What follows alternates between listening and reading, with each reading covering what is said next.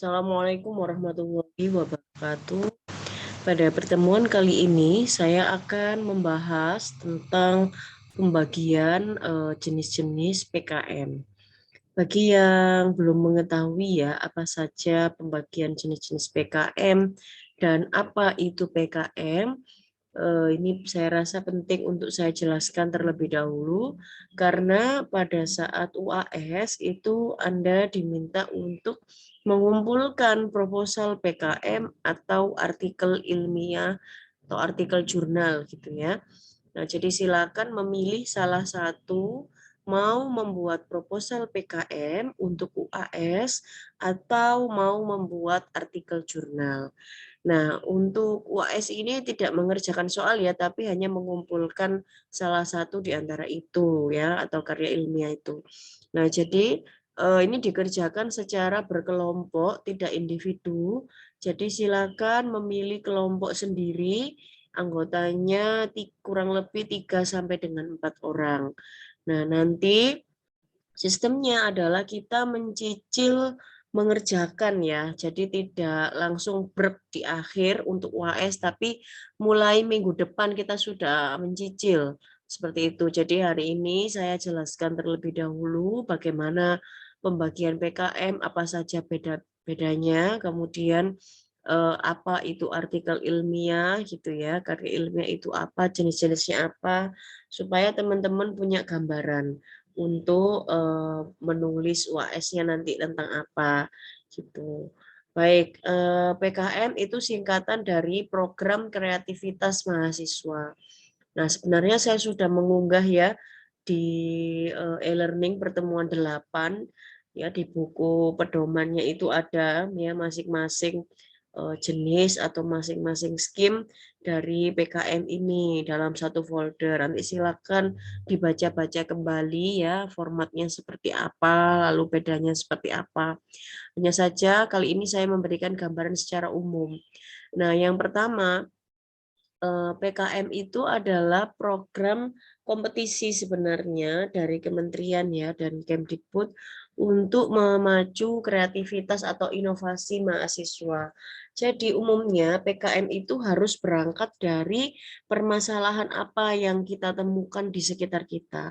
Ada permasalahan apa yang sedang terjadi di Indonesia, kemudian mahasiswa itu mencoba untuk memberikan solusi melalui proposal PKM ini. Makanya ada beberapa bidang. Kalau misalnya di bidang penelitian, nah maka ini terbagi menjadi dua. Dalam PPT saya yang lama ya, yang saya unggah di e-learning itu masih PPT lama. Nah itu masih namanya PKMP ya atau penelitian. Namun sejak 2021 itu PKMP ini berubah nama menjadi ada dua ya fokusnya, yaitu penelitian atau riset sosial humaniora RSH dan juga PKMRE riset eksakta. Nah, itu jadi ada dua skim ya, terbagi dua penelitian karena untuk bidang keilmuan IPS atau soshum dan bidang keilmuan eksakta. Nah, tujuan dari PKM penelitian ini adalah menghasilkan data baru. Ya, jadi misalnya apabila ini contoh sederhana ya, apabila kita melihat ingin meneliti tentang bagaimana dampak kenaikan harga minyak goreng terhadap penjual gorengan di Surabaya. Misalnya kita simpelnya seperti itu ya, kita memiliki itu. Berarti kan hasil dari penelitian kita itu kita mendapatkan data, ternyata ini loh dampaknya A, B, C, D, E gitu. Nah itu ya, jadi penelitian itu seperti itu. Outputnya adalah menghasilkan data baru. Nah berbeda dengan PKM Karsa Cipta ya atau KC. Nah, kalau PKM KC ini umumnya diikuti oleh anak-anak eksak ya. Jadi karena PKM KC itu membuat aplikasi, membuat website gitu ya. Jadi misalnya kita berangkat dari masalah angka stunting di Indonesia itu cukup tinggi. Nah, kemudian ada ide untuk membuat aplikasi untuk memantau tumbuh kembang balita misalnya. Nah, itu sebagai solusi ya untuk mengurangi angka stunting misalnya seperti itu. Nah, maka itu termasuk PKMKC ya atau Karsa Cipta. Nah, berbeda dengan PKMKC, meskipun sama-sama mungkin membuat aplikasi atau membuat produk ya. Nah, ada yang dinamakan PKMT ya atau penerapan iptek, PKMPI sekarang namanya. Kalau dulu namanya PKMT ya. Nah, sekarang ini penerapan iptek namanya diganti PKMPI tapi secara substansi sama. Nah, kalau PKMPI ya atau penerapan iptek itu dia membantu mitra berpenghasilan melalui penerapan iptek. Maksudnya seperti apa? Jadi teman-teman itu misalnya membuat alat gitu ya, membuat produk misalnya mesin penggiling padi misalnya seperti itu. Nah, untuk PKMPI ini kita butuh mitra, artinya misalnya teman-teman menggandeng kelompok usaha tani misalnya sebagai mitra ya. Nah, kelompok usaha tani ini punya masalah, kan harus berangkat dari masalah toh. Nah, itu jadi punya masalah hasil penggilingan padinya kurang bagus. Nah, maka kemudian misalnya teman-teman dari teknik mesin atau teknik lingkungan gitu ya, kemudian membuat alat penggiling padi yang itu bisa meningkatkan kualitas hasil gilingannya itu sehingga pendapatan kelompok tani itu bisa meningkat. Nah, itu jadi ada alat ya, ada iptek yang dihasilkan kemudian diterapkan ke mitra itu untuk membantu mitra tersebut. Nah, itu dan orientasinya profit ya kalau PKMPI. Nah, seperti itu. Kalau KC itu tidak harus ada mitranya, tapi hanya membuat saja gitu, tidak harus diterapkan kepada mitra tertentu. Itu perbedaannya. Nah, kemudian ada lagi yang membutuhkan mitra yaitu PKM pengabdian masyarakat gitu ya. Nah, kalau ini bedanya dengan PKMPI ini mitranya adalah non-profit, jadi tidak berorientasi pada keuntungan karena sifatnya sosial ya, pengabdian masyarakat. Contohnya misalnya kita mitranya adalah perempuan-perempuan di desa X, misalnya di desa di sebuah desa di Bangkalan atau Sampang misalnya seperti itu ya. Nah, kemudian kita melihat ada masalah apa di daerah itu. Oh, ternyata ada masalah bahwa perempuan-perempuan di daerah itu kurang produktif misalnya. Padahal di situ ada potensi misalnya oh ada sungai dan sungainya itu banyak enceng gondok misalnya seperti itu dan enceng gondok itu bisa bernilai jual apabila diubah menjadi produk keterampilan ya entah itu menjadi tas dan lain sebagainya.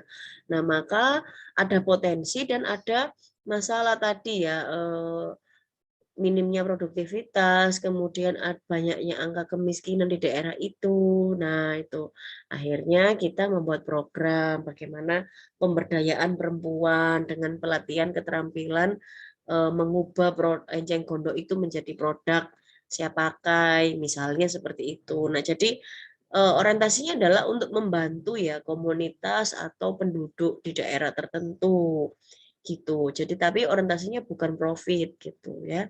Nah, itu jadi untuk memberikan edukasi ya, memberikan edukasi itu pengabdian masyarakat. Nanti akan saya jelaskan ya contoh-contoh konkretnya setiap bidang ini. Nah, kemudian yang kelima adalah PKM kewirausahaan atau PKMK. Nah, kalau kewirausahaan ini orientasinya memang profit ya. Jadi bagaimana teman-teman itu memulai dan merintis usaha baru. Jadi misalnya kita punya bisnis ya, kita merancang bisnis dari nol ya, sampai bagaimana keberlanjutan usahanya ke depan gitu. Jadi misalnya di sekitar kita ada oh ada bunga telang itu ya yang warnanya biru itu kalau nggak salah ya. Nah, bunga telang itu ternyata bisa dimakan gitu atau bisa sebagai pewarna alami tapi belum dimanfaatkan dengan baik. Nah, misalnya seperti itu. Terus kemudian kita mau jualan. Misalnya kita mau jualan dodol bunga telang, misalnya seperti itu. Nah, kemudian kenapa kok bunga telang? Oh, ada banyak ya potensi. Kemudian ada banyak kandungan manfaat yang belum diketahui oleh masyarakat luas. Nah, ini kan bisa bernilai ekonomi gitu. Nah, itu adalah PKM kewirausahaan. Nah, selanjutnya selain PKM 5 bidang itu, nah ada 2 PKM lagi ya, yaitu PKM gagasan tertulis atau gagasan futuristik tertulis ya, dan juga PKM artikel ilmiah. Nah, kalau GFT ini kan namanya aja gagasan futuristik ya, tertulis. Artinya kita ada punya atau kita melihat sebuah masalah gitu ya, entah di Indonesia atau di daerah kita. Nah, kemudian kita menuangkan satu ide atau satu solusi ya yang itu sifatnya jangka panjang gitu. Nah, dan itu realistis untuk diwujudkan. Sebagai contoh, misalnya pada saat saya mahasiswa dulu ya, belum ada program MBKM, pertukaran mahasiswa antar pulau itu belum ada ya, KKN 3T di daerah 3T itu belum ada di zaman saya. Nah, kemudian saya melihat bahwa di daerah 3T itu minim atau kurangnya ya rasa nasionalisme, terdegradasi ya karena ya masalah ekonomi juga. Nah, kemudian kesenjangan kesenjangan pembangunan ya dan seterusnya. Nah, misalnya sebagai contoh masyarakat Entikong ya yang hidup di daerah perbatasan Kalimantan dan Malaysia itu mereka misalnya lebih akrab dengan ringgit misalnya daripada rupiah. Karena apabila mereka belanja di Malaysia itu lebih dekat ya, tinggal nyebrang di belakang rumahnya. Dan itu harganya lebih murah dibandingkan mereka belanja di pusat kota ya, yang itu jaraknya jauh dan juga harganya lebih mahal ya karena biaya akomodasi misalnya dari Jawa ke Kalimantan sehingga harganya jadi lebih mahal. Nah, hal-hal seperti itu kan sebenarnya lama-kelamaan kan bisa mengikis rasa nasionalisme ya, seolah-olah negara itu tidak hadir ya untuk mereka. Nah, maka kemudian bagaimana kita membuat program untuk melibatkan mahasiswa ya sebagai agent of change. Nah, misalnya seperti itu. Nah, maka dibuatlah program KKN Nusantara itu ya. Terus kemudian yang melibatkan mahasiswa dari seluruh Indonesia. Jadi mahasiswa yang datang itu satu kelompok itu di-mix ya seluruh Indonesia sehingga ketika mereka datang ke daerah 3T itu kemudian menjadi miniatur Indonesia. Mereka memperkenalkan Indonesia. Nah, seperti itu misalnya. Nah, untuk mewujudkan gagasan itu kan tidak bisa dilaksanakan dalam waktu 1 bulan saja misalnya. Harus butuh pendekatan yang mungkin beberapa tahun ya sampai program itu terwujud. Perlu apa itu namanya audiensi misalnya dengan kementerian ya, dengan Kementerian Pendidikan, dengan Kementerian Pembangunan dan Daerah Tertinggal misalnya. Nah, itu kan ada banyak step gitu loh yang harus dilalui gitu ya. Nah, itu yang disebut dengan GFT. Jadi gagasannya itu tidak apa simple ya, tapi dia sifatnya jangka panjang gitu dan tidak apa ya sifatnya kok ada kontinuitas gitu, ada keberlanjutan dari program itu. Nah, itu kalau PKMAI atau artikel ilmiah ini kita membuat laporan penelitian ya atau membuat artikel ya sebagaimana artikel jurnal ya seperti yang waktu itu teman-teman sudah saya minta untuk menganalisis kesalahan ejaan dalam beberapa artikel jurnal kan gitu ya. Nah, itu supaya saya ingin menunjukkan ini loh bentuknya artikel jurnal itu seperti ini gitu. Ya, tapi kalau PKMAI ya formatnya mengikuti dengan PKMAI seperti itu. Nah, kemudian ini adalah contoh ya kalau teman-teman lolos ini kan jadi PKM itu kompetisi kan ya. Nah, jadi apabila lolos itu maka namanya ada Pekan Ilmiah Mahasiswa Nasional atau PIMNAS itu tingkat nasional ya. Nah, jadi kalau lolos seleksi maka teman-teman akan mendapatkan pendanaan dari kementerian ya. Nah, ada dana insentifnya ya, ada 5 juta, 3 juta, 4 juta setiap skema PKM itu berbeda-beda ya dananya. Nah, namun demikian untuk bahasa Indonesia ini kan hanya untuk UAS ya. Nanti terkait mau dilanjutkan beneran didaftarkan ke Dikti atau tidak nanti tergantung teman-teman sendiri gitu. Nah, kebetulan untuk yang tahun ini sudah dibuka maaf sudah ditutup ya di simbelmawa.kemdikbud .go.id kalau tidak salah ya. Nah itu usulan proposal PKM-nya sudah ya bulan lalu. Nah mungkin teman-teman kalau misalnya mau ikut beneran nanti bisa diikutkan untuk PKM yang semester depan atau tahun depan gitu. Nah sementara ini kita belajar dulu membuat proposalnya ya untuk UAS Bahasa Indonesia. Nah, kemudian ini saya langsung saja ya, ini adalah contoh ya. Tadi ada satu ya skim yang belum saya jelaskan yaitu PKM GFK. GFK berbeda dengan GFT ya. Kalau GFT T itu kan tertulis gitu ya, gagasan futuristik tertulis. Kalau ini GFK itu gagasan futuristik konstruktif. Artinya PKM GFK ini harus mengacu pada salah satu isu dari SDGs ya. SDGs itu apa saja lah, ini ada 17 poin ya isu SDGs. Ada yang dirancang oleh PBB ya untuk mewujudkan sustainable development ini ya. Nah itu jadi untuk mengubah dunia itu ada 17 goals yang harus diwujudkan. Nah salah satunya adalah misalnya nomor 1 itu mengurangi kemiskinan gitu ya, kemudian mengurangi angka kelaparan ya, meningkatkan kesehatan, kualitas edukasi atau kualitas pendidikan, kesetaraan gender dan lain-lain.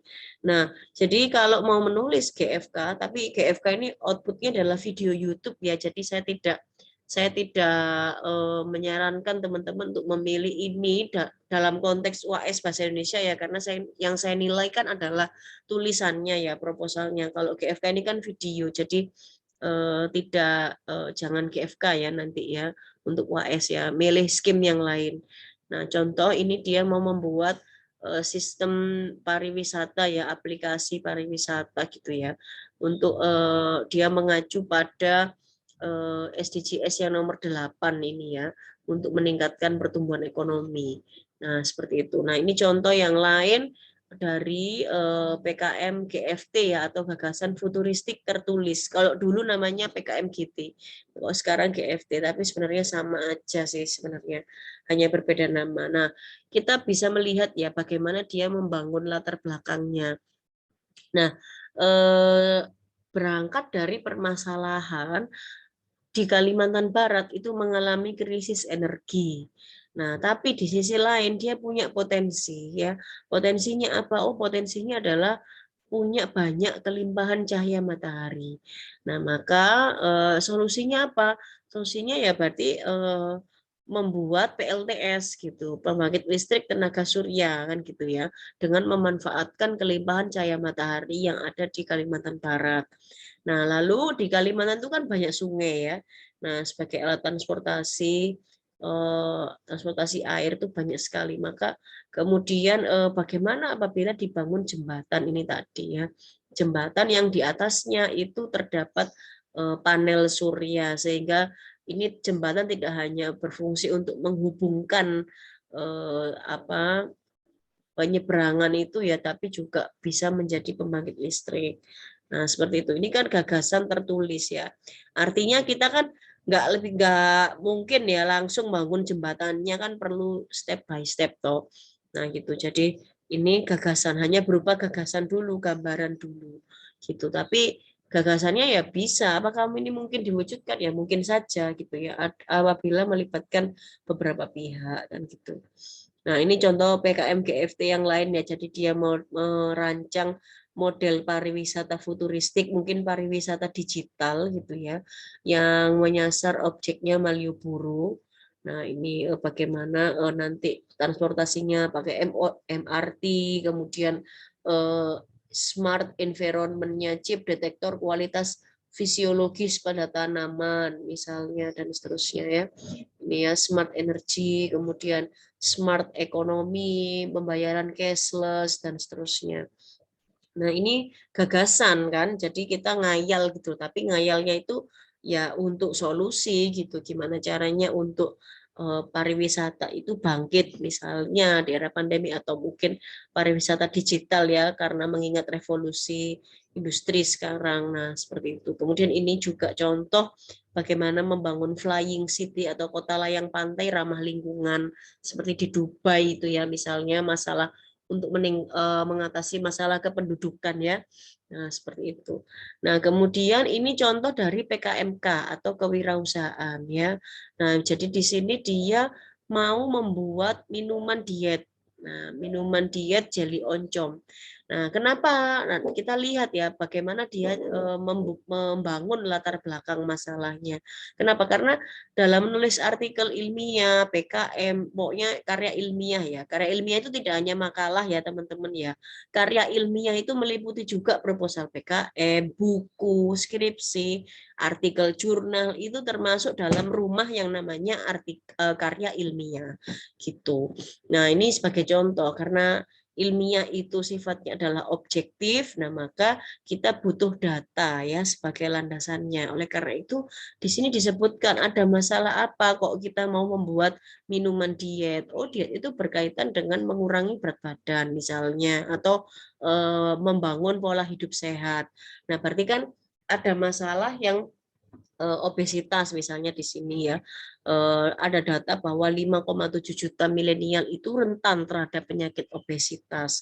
Nah, kenapa kemudian obesitas itu menjadi penting untuk diselesaikan masalahnya? Karena obesitas ini menjadi gerbang bagi penyakit-penyakit yang lain.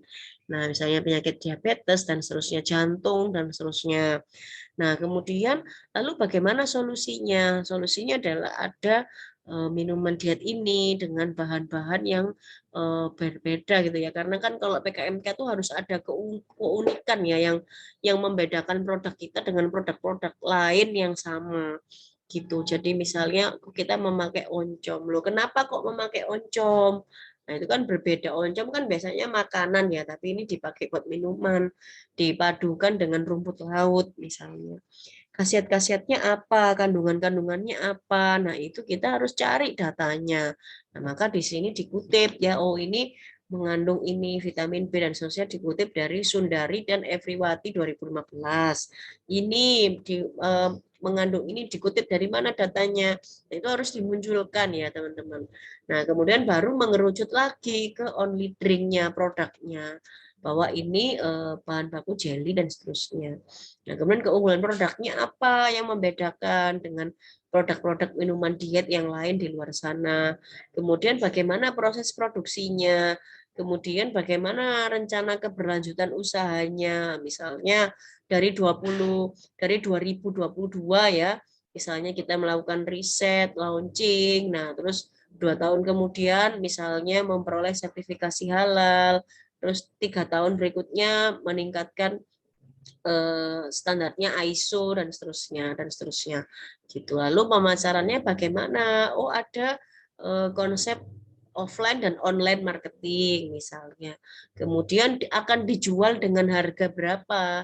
Nah, itu harus ada perhitungannya kan. Misalnya dalam sekali produksi itu kita butuh biaya sekian.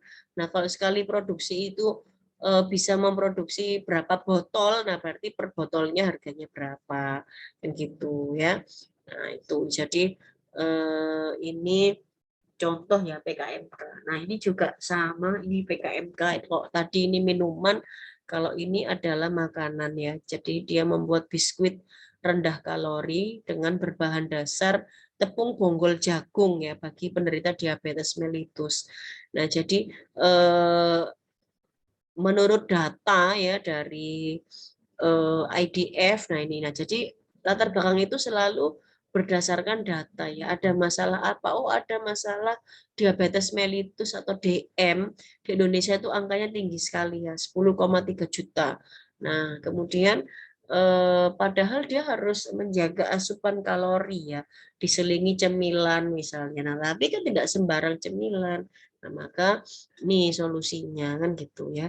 Kurang lebih seperti itu. Nah, ini juga PKMK. Jadi ini saya mau menunjukkan bahwa PKMK itu tidak selalu produk makanan dan minuman, tetapi PKMK itu juga bisa berupa jasa ya teman-teman. Nah, ini adalah jasa dia membuat aplikasi layanan online kesehatan mental untuk generasi milenial. Nah, misalnya kalau teman-teman biasanya kan ayo healing healing gitu kan. Nah, kesehatan untuk menjaga kesehatan mental gitu kan.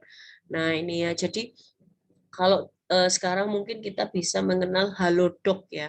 Ini sebagai kesehatan fisik, tapi ada juga yang untuk kesehatan mental itu kan belum ada. Nah, maka dia membuat ya jasa ini, platform ini. Nah, ini yang lain ya, contoh yang lain ini adalah contoh dari PKMKC ya atau Karsa Cipta. Jadi membuat, karena ini mungkin dari teknik mesin ya atau teknik kelautan gitu ya. Nah, maka dia membuat ini kalau nggak salah ITB ya ini ya. Ini contoh-contoh ini adalah contoh-contoh yang lolos PIMNAS ya teman-teman ya. Jadi wajar kalau ini bagus-bagus ya gitu. Nanti teman-teman nggak harus sebagus ini ya, sesuai dengan kemampuannya aja gitu. Nah, ini contohnya dia membuat alat ya, karena ini KC ya, Karsa Cipta. Jadi dia membuat alat untuk sistem peringatan dini tsunami secara real time berbasis pengukuran ketinggian air laut menggunakan pelampung gantung. Nah, ini. Terus ini juga KC ya, dia membuat untuk mengurangi angka stunting ya. Di sini ada data, jadi latar belakangnya adalah angka stunting di Indonesia cukup tinggi sehingga dia membuat e-balita Indonesia bebas stunting generasi sehat 2045. Jadi alat pemantau tumbuh kembang balita berbasis Arduino dan Android. Nah, ini adalah PKMKC. Kemudian ini adalah contoh dari PKMPI atau penerapan IPTEK, yaitu dia membuat mesin konversi limbah cair panas menjadi energi bersih sebagai alternatif pengolahan limbah di pabrik gula. Nah, jadi kalau tadi saya sudah menyampaikan ya, kalau dulu namanya adalah PKMT, nah sekarang adalah PKMPI namanya, jadi hanya berbeda nama saja. Nah, jadi kalau PKMPI penerapan IPTEK, berarti kan ada kita menghasilkan sebuah produk IPTEK yang itu diterapkan oleh mitra tertentu gitu ya. Namanya makanya penerapan IPTEK. Nah, mitra ini kita yang pilih. Nah, harus ada argumentasinya. Kenapa pabrik gula Krebet yang dipilih? Oh, ternyata pabrik gula ini punya masalah, yaitu dia menghasilkan limbah 500 ton, 550 ton per hari, sehingga menimbulkan pencemaran lingkungan. Nah, untuk sebagai kompensasi ya terhadap pencemaran lingkungan itu, pabrik harus menanggung biaya pertanggungjawaban lingkungan sebesar 201 juta setiap tahunnya.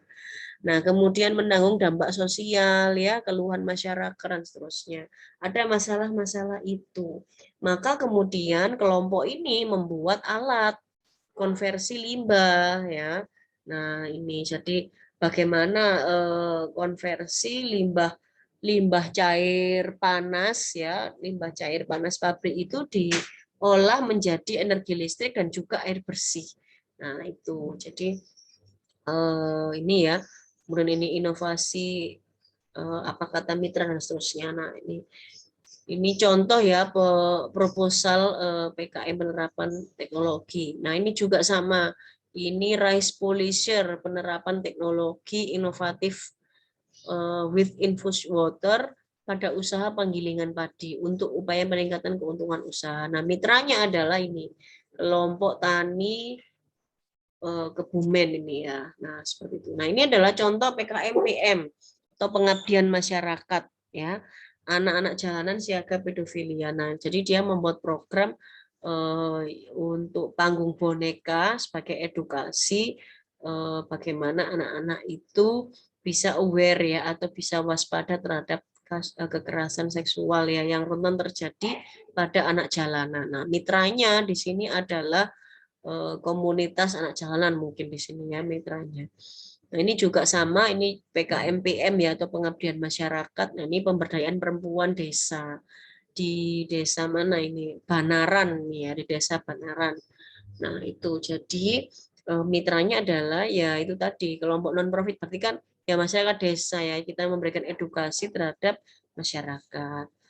Nah, ini contoh lain ya dari PKM Pengabdian Masyarakat atau PKMPM Recycling Library gitu ya. Jadi di pemukiman sekitar SD ini belum ada pengelolaan sampah secara maksimal ya. Nah, padahal sampah itu kemudian bisa didaur ulang. Nah, terus di sisi lain SD Wonorejo belum memiliki perpustakaan. Nah, kemudian tidak tapi punya ruang yang tidak terpakai. Nah, sehingga itu menjadi peluang untuk dijadikan sebuah perpustakaan. Nah, kemudian jadi dia mengapa ya, merecycle sampah ya dari di lingkungan sekitar SD itu, kemudian dijadikan keterampilan dan produknya itu dihias ya, dijadikan hiasan di perpustakaan gitu ya, ruang sebagai ruang recycling library. Jadi sekaligus apa ya, nah ini melalui pamflet open donasi. Nah itu jadi dia membangun perpustakaan sekaligus juga recycle itu ya. Nah itu baik itu tentang PKM ya. Kalau eh, ingin contoh-contoh lain, bisa melihat pameran virtual poster PKM yang tahun lalu ya di UGM, ya itu PIMNAS 33. Nah silakan berkunjung ke laman tersebut.